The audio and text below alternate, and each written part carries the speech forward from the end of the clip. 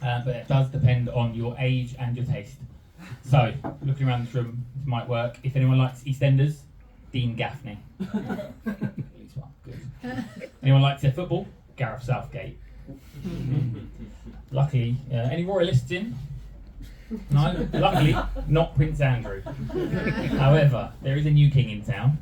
Oh, well, newish now, right? And I've got the ears, just like the king. Got the nose, a bit like the king. I've got a hairline, just like his eldest son. Or only son, depending on what newspaper you're reading. If you're still not quite convinced, let me help you out a little bit. Stamp. Coin. That's about the look. So, I got married last year. Always gets a cheer, and always gets a cheer. And I'm not really sure why I decided that'd be a good idea. I'll tell you why. So we went on holiday last year, or this year in fact. We went to Spain. My wife woke up from a little afternoon siesta. She got one of those giant bags of crisps. You know the ones we can only get in Costco?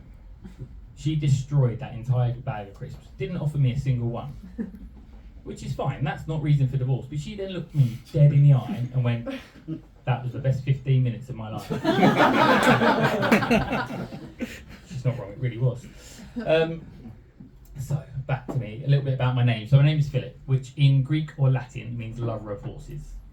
It's not a joke, and not sexually, just to clear up. Those aren't sure. In Arabic, apparently I've been told, it means elephant, which could explain the ears a little bit more, couldn't it? In English, family disappointment. There's a couple of reasons why. According to my brothers, that is because I was the only one of the three of us not to be expelled. But turns out it's actually because I made the life choice a few years ago to move to Slough. Quite disappointing, right? Now, admitting you live in Slough is a little bit like saying you drive a Skoda. Not as bad as it used to be, but it's always going to be a bit shit. But a couple of interesting facts for you about Slough. It's not all bad news. It's the first place in the UK that had zebra crossings painted on the floor. Nobody ever stops for one, but that's where they were. Also, twinned with Riga in Latvia. You know what a twin town is? Yeah, it got me doing a bit of research. Interestingly, Birmingham is twinned with Milan. It's funny, it's just as well, I don't have a punchline, I've got no idea why they're twinned. Liverpool with Rio de Janeiro. Possibly the sunshine, but who knows. But there's one just down the road from Slough, which is a bit more interesting, as I'm local to there. Denham. And it's twinned with Denham. Denham Shark Bay in Australia. And I think I've worked out how Denham Shark Bay got its name. So a few years ago, let's go about 40, 50 years, Steven Spielberg gets on a plane, goes on holiday, off to Australia, gets to the beach, looks in the beach, sees a shark. Denham. Denham. Denham. Expecting a ping on that one. I need to get at least one tonight.